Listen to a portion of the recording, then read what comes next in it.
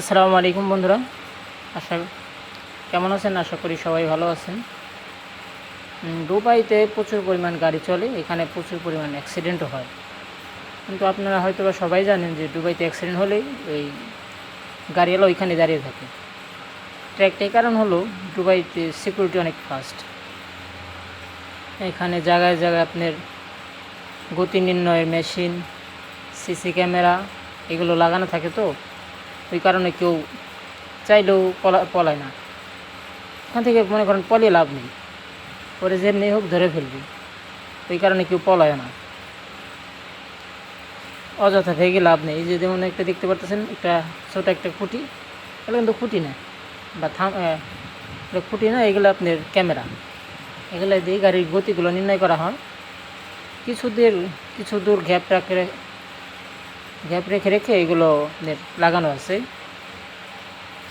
গাড়ি কত স্পিডে চলতেছে, গাড়ি কী করতেছে, সব এগুলো নোটিস করে। আপনার আমাদের বাংলাদেশে দেখবেন যে এই যে রাস্তায় যে মার্কগুলো দেওয়া আছে, মার্কের উপর দিয়ে গাড়িগুলো চলে, কিন্তু দেশে এরকম না। এই দেশে এগুলো সিস্টেম ভালো আছে। আপনার গাড়ি যতই থাক, জ্যাম থাক, যাই থাক, গাড়িগুলো এক সিরিয়াল মেনটেন করে। মনে চাইলেও আর দাগের উপর দিয়ে যাবে তা না, এগুলো অনেক সিরিয়াল মেনটেন করে চলে। আমি লক্ষ্য করছি প্রায় সময়ই, এটা কোনো সময় দাগের উপর দিয়ে গাড়ি চালায় না, সব সময় লাইন বাই লাইনগুলো বজায় রাখে। চাইলেও একটা গাড়ি লাইনের উপর দিয়ে, মাঝখান দিয়ে, আর এই যে সাইডের যে বর্ডার, এই বর্ডারের বাইরে তো গাড়ি যায়ই না, একদমই যাবে না।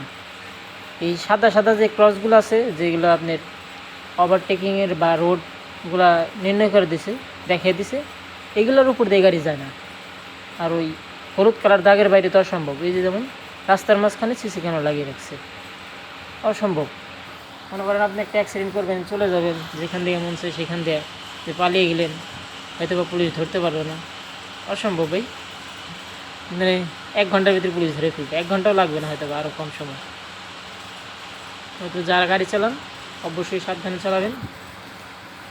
জায়গায় জায়গায় রাস্তার মাঝখানে এরকম পিলার দেওয়া আছে, যেগুলো গাড়ির গতিগুলো নির্ণয় করে।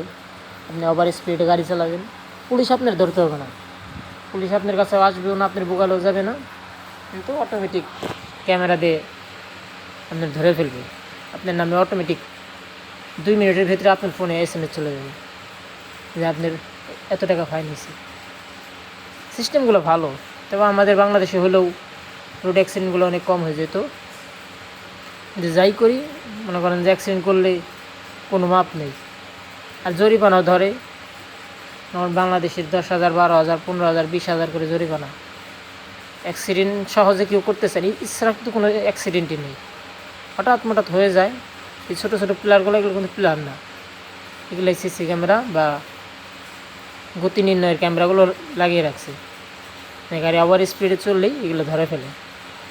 নগদ 2 মিনিটের ভিতরে আপনার ফোনে মেসেজ আসবে যে আপনি এই জায়গায় এরকম গতিতে গাড়ি চালাইছেন, এটা আপনার ফাইন।